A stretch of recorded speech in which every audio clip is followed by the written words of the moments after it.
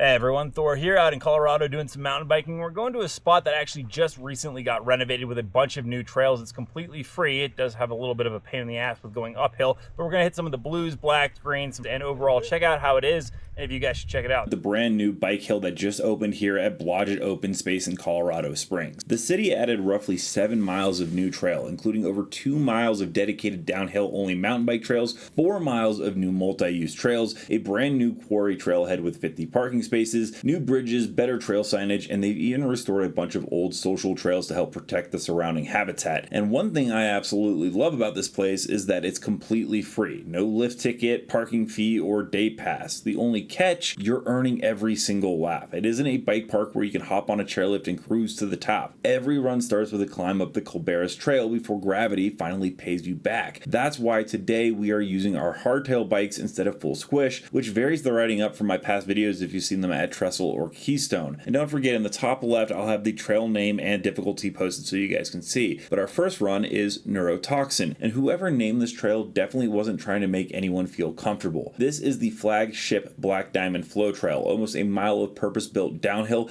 with over 360 feet of descending. Instead of natural rock gardens everywhere, it's designed around speed. Huge berm, wooden ramps, step down, doubles, even a shark fin feature. It's basically trying to convince you that you're way better at mountain biking than you actually are. And one thing I really appreciate is they built a lot of these bigger features with A and B lines. If you're feeling confident, send the jump. If you're like me and occasionally enjoy surviving rides, you can usually roll around the bigger stuff without your insurance company getting involved. It's a really smart progression system. The coolest part is that these downhill trails are completely separated from hikers. There's no worrying about someone walking around a blind corner, uphill traffic, or awkward sorry as everyone tries to squeeze past each other. Point the bike downhill and ride. If Neurotoxin is all about flow though, Fenceline is the exact opposite. This trail has actually been around for years, long before all these new additions. It's rough, loose, rocky, and natural. Instead of perfectly sculpted dirt, you're picking lines through decomposed granite, embedded rocks, and whatever the mountain decides to throw at you. It's the kind of trail that reminds you suspension only does so much. So much for,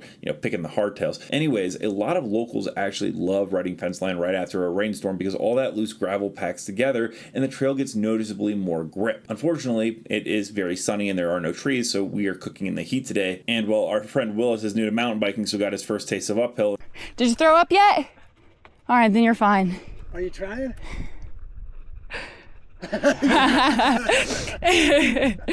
He's currently negotiating with the mountain. I think the mountain's winning. Remember, every lap has to be earned. There's no lift, which sounds great in theory until your heart rate becomes your bike's computer's favorite statistic. If you're newer to mountain biking, don't let Neurotoxin scare you away, because Blodgett also has Senosa, which in Spanish actually means winding or fluid, which fits pretty well, I think. This is the green rated flow trail, and honestly, I think they absolutely nailed it. It's built as the progression trail for the entire system. It's about 1.2 miles long, and while it's technically rated green, it sneaks in little blue level features all over the place. Some nice rollers and gentle step downs. Everything is designed so beginners can safely roll through while more experienced riders can start catching air and practicing technique. It's one of the better progression trails I've ridden because it doesn't treat beginners like they're made of glass. It actually teaches you how to ride flow trails properly. The entire trail winds through the old Pike View quarry, which gives you a completely different look compared to the rest of Blodgett. You're riding through these huge quarry walls with sculpted dirt everywhere. It almost feels like someone dropped a little bike park into the middle of Colorado Springs. And one thing you'll notice throughout the whole system is how smooth everything flows together. The city built dedicated trail bridges wherever downhill routes cross other trails, so you never really have to stop and wonder who's coming around the corner. It keeps everything moving while making it safer for everyone using the park. And what surprised me most is how different each trail feels. Neurotoxin rewards speed and commitment. Senosa rewards rhythm. Fenceline reminds you Mother Nature still has the final say. You can ride all three in the same day and feel like you're at completely different trail systems. And because it's all free, I think this becomes one of the best places in Colorado Springs to improve your riding. Beginners have somewhere to build confidence,